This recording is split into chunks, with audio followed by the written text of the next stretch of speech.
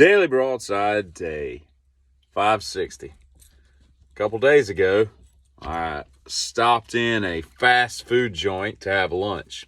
And it's like, I don't know, it's probably 2:30 in the afternoon. I go in there, I get the food, I sit down, and I'm sitting there eating. I'm sitting in the corner. And this dude walks in. And he looks like he's in his late 60s. Balding, black jeans, like a oddly like a black dress belt, and then a collared red shirt, and it's tucked in, and whatever. And he walks up to the counter and he very loudly exclaims that he would like 2 senior coffees. And he says, and I didn't catch the rest of the order. I was just, whatever. But he had a bit of a northern accent, not like full on Yankee, but like mid grade, maybe like a Maryland or Pennsylvania or something like that. And so he wasn't from around these parts, let's just say. So he gets his stuff and he comes over and he's got the little cardboard drink holder and the, diagonally opposed to, what, I don't know how many ounces. I don't drink coffee, but like, a pint maybe of coffee. I don't know. He's got 2 of them, right? And he walks over to the table and I'm just sitting there eating, sitting sideways, just watching everybody. And he's like, "Dear God, for the love of God, man loved God. He was a godly man." He says this like 4 or 5 times, and we catch eyes because obviously I look up as to what he's doing, and he's all upset, and he's like, puts the lid back on one of them, checks the other one, puts the lid back on. He's like, for the love of God, And he praised God several times just in that quick little 30-40 second little vignette.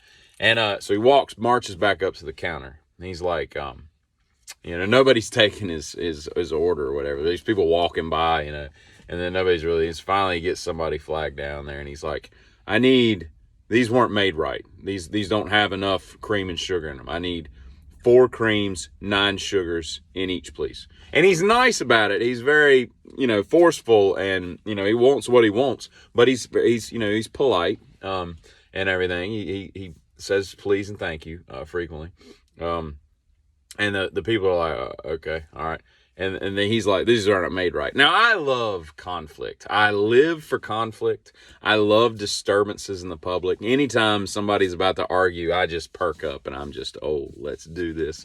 I love it when people like just argue about stuff. There's something inside of me that is satiated by the fact that other humans, especially when it's something really petty, like it's just coffee, like just ask for of course, I guess he didn't know how many, sugars and creams he already had in there, but he knew just from the color of it. Like, I don't even think he tasted it. He just looked at it. Yeah, he did. He looked at it and he knew it wasn't light brown enough for his liking. It didn't have 4 creams and 9 sugars, right? It had like 1 and 2, right? So he finally gets his coffee back. And he looks at it again. He's like, could I have some more cream and sugar? So he gets a whole bag of cream and sugar, right? And he goes back over to the table, and he walks his little thing over and he starts experimenting with the one, and he puts the lid on. He gets the other one. He does that, and he gets he's like a little, he's like got a little science lab going on. And he's putting his little creamer things and all that stuff. And coffee is too much of a process for me. I don't have time in my life to be doing all that crap, because people that drink black coffee are disgusting human beings. I don't understand. I've tasted that stuff before. It makes no sense to me whatsoever. It's like drinking a Diet Coke. Like, it's just, or unsweetened tea. Like, there's nothing satisfactory about that at all. But anyway, he gets all this stuff and he puts it all together. And finally, he's to the point where he's happy about what he's got, with himself there. And so he walks out, and I'm like, this dude, like, and he drank out of both of them. So I'm like, why would he order? They not have like a large coffee or something? And so he walks out. Well, by this time I'm wrapping things up. So I had a trailer with me. So I'm parked on the other side of the parking lot. So I walk a ways to get to my truck. And as I'm pulling out, I see him walking down the sidewalk, and we're like on a very busy, like, 4-lane road with businesses everywhere, Great Clips, Sport Clips, Chipotle, Lowe's Foods, all it's just everywhere, right? A lot of commerce everywhere, right? Commerce just abounded in this area. That's not really important. So he's walking down the sidewalk, and so I pull out, and by the time I get out, I can see him, and he's like 2 blocks down the road, and I'm like, so is he looking at, like, I don't get it. He's obviously on a work break or something, because he's walked to this place. It's probably something he does every day, and you would think that they would get his 4 creams and 9 sugars correct, because they would walk in and be like, Joey, what's up, man? You know, and sound like Biden's dad right there. Joey. Anyway, that was the Amtrak guy that told him how many millions of miles he's taken. Anyway, so I see him walking down into a shopping center, and it was like a grocery store, a Planet Fitness, and something else. And I didn't match like the uniform with any of those stores. So I don't know what he was doing, but I don't know why I'm talking about this, quite frankly. But I did find it very strange that you would have to drink, like, I don't know how much coffee you'd have to really drink until you figured out, like, no, 8 sugars is just not cutting it. And, you know, everybody, I would think, would have different, you know, sizes or what, you know, I guess there's standard sizes in coffee. I don't know. Again, I don't drink it. But, you know, do you go to, you know, if I go to a Burger King, I've got to get 8 sugars. But if I go to McDonald's, I get 7. And if I go here, I get 9. And, you know, there's a lot of, y'all are just some weird people, you coffee people.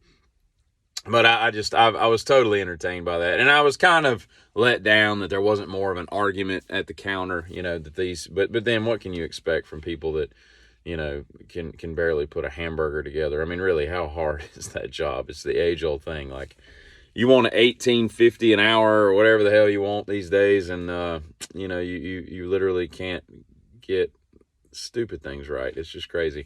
I was watching videos of Steven Seagal this morning, and I got to tell you, that dude is he's in another planet, another realm. Like, he was talking, he thinks so highly of himself.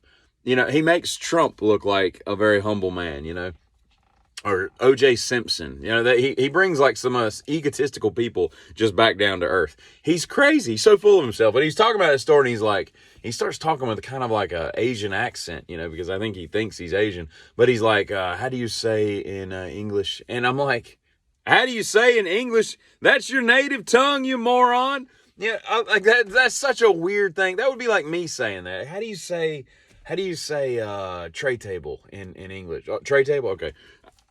It's crazy, man. And then he's talking about how when Brandon Lee got killed on the set of The Crow 2. I've never seen The Crow 1. I think there was a Crow 2. Maybe he died during The Crow. I don't know. One of those movies, he got shot, supposedly with blanks, whatever. And they called him. They were like, as soon as he got shot, they called me. And I'm like, why would they call you? He's just, there should be like documentary after documentary done on Steven Seagal, because that dude is an interesting study.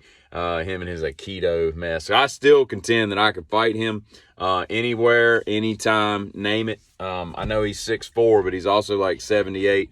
And even when he was 20, keto is just not a very practical fighting art. That's what I have to say about that. Giddy up.